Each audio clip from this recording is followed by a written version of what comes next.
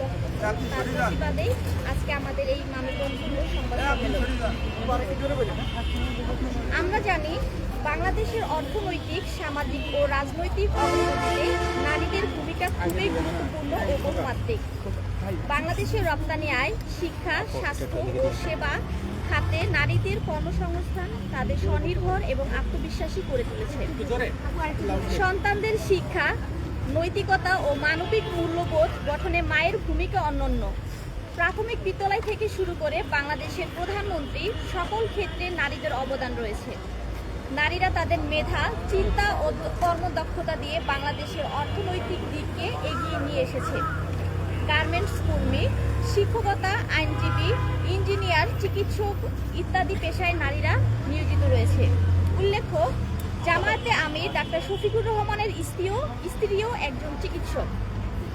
কিন্তু গত 31 তারিখ রাতে বাংলাদেশ জামায়াতে ইসলামের আমির তার একটি পোস্টে কর্মজীবী নারীদের কিছু আধুনিক পতিতাবৃত্তির সাথে তুলনা করেছেন। তার এক্স অ্যাকাউন্টে তিনি লিখেছেন, আধুনিকতার নামে যখন নারীদের ঘরের বাইরে ঠেলে দেওয়া হয়, তখন তারা শোষণ, নৈতিক অবক্ষয় ও নিরাপত্তাহীনতায় হয়ে পড়ে।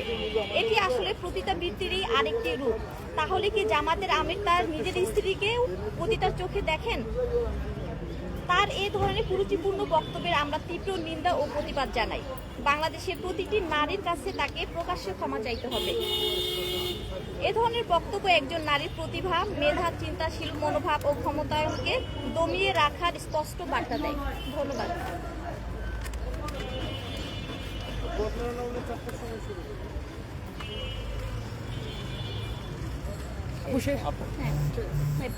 প্রশ্ন নেবেন? তো এটা হচ্ছে জামায়াত ইসলামী থেকে জানানো হয়েছে যে হ্যাক হয়েছিল আইডিটা। এই সম্পর্কে কিছু বলেন যে আসলে এই বিষয়টাকে আপনারা কিভাবে দেখেন, এই মন্তব্যটাকে আপনারা কিভাবে দেখেন?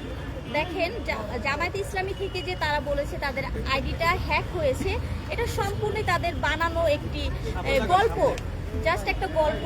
যে কারণ যে তারা একটি পোস্ট করেছে নারীদেরকেও অবমূল্যায়ন করে, কুরুচিপূর্ণ মন্তব্য করে একটি পোস্ট করেছে। সেই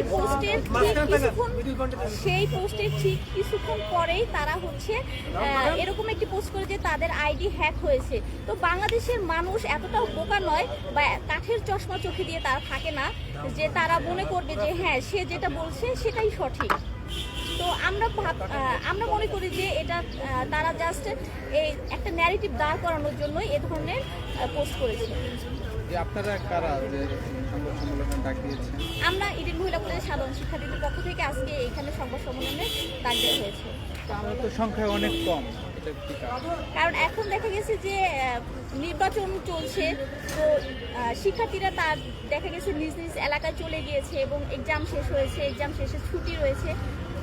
হলে ম্যাক্সিমাম স্টুডেন্টরাই এখন বাসায় চলে গেছে। আর এখন যেহেতু কলেজ টাইমও পার হয়ে গেছে, সেক্ষেত্রে দেখা গেছে যে স্টুডেন্টরাও কিন্তু ওইভাবে তারা যার যার বাসায় চলে গিয়েছে। এই জন্য আমাদের সংখ্যা এতটাই কম দেখা যাচ্ছে।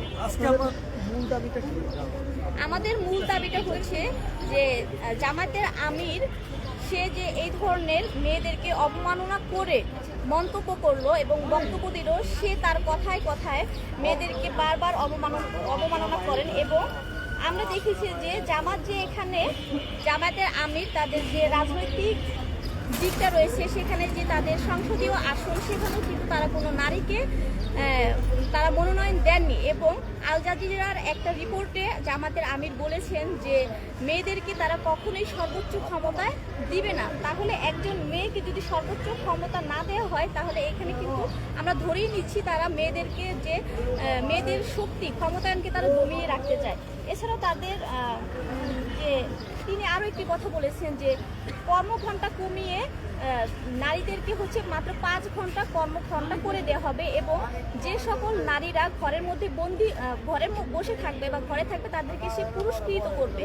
তার এ ধরনের বক্তব্যে কি প্রকাশ পায়? অবশ্যই প্রকাশ পায় যে সে চায় না নারীরা ক্ষমতায় আসুক, নারীরা স্বাধীনভাবে আত্মনির্ভরশীল হয়ে বাংলাদেশ পরিচালনা করুক বা বাংলাদেশের কোনো গুরুত্বপূর্ণ পদে থাকুক, বাংলাদেশের কোনো গুরুত্বপূর্ণ কাজের সাথে জড়িত থাকুক। এটা কোনোভাবেই জামায়াতের আমির চায় না।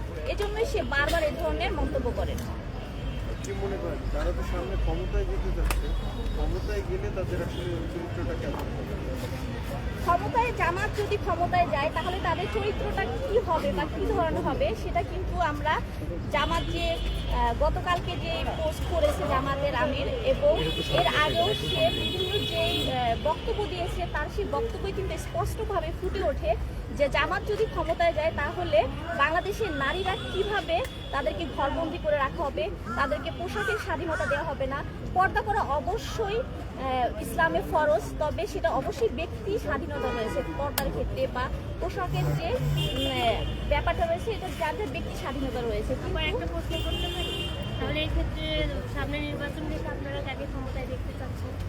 আমরা অবশ্যই এমন একজন দলকে, এমন একটি সরকার চাই যেখানে যে প্রত্যেকে গণতান্ত্রিক প্রক্রিয়া থাকবে। সামনের দিকে তাকান।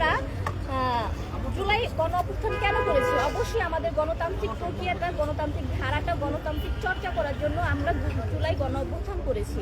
এখন যদি এই জুলাই পরবর্তী সময়, গণ অভ্যুত্থান পরবর্তী সময়ে একটি নতুন সরকার আসে এবং সেই সরকার যদি আমাদের নারীদেরকে, বিশেষ করে নারীদেরকে দমিয়ে রাখতে চায় এবং তাদের মতামতের কোনো মূল্য দেওয়া না হয়, তাদেরকে ঘরে বন্দি করে রাখতে চায়, তাহলে সেটা আমি মনে করি যে 24-এ যে গণ অভ্যুত্থান এটা আমাদের ব্যর্থ হবে। তো আমরা চাই এমন একটি সরকার যে সরকার গণতান্ত্রিক প্রক্রিয়াকে, গণতান্ত্রিক ধারাকে অব্যাহত রাখবে এবং সকলের মতামত থাকবে। দেশের প্রত্যেকটা নাগরিক তাদের নিজ নিজ যে স্বাধীনতা, ইচ্ছার ভিত্তিতে চলতে পারবে, এরকম সরকারে আমরা আশা করছি। আপু, জামায়াত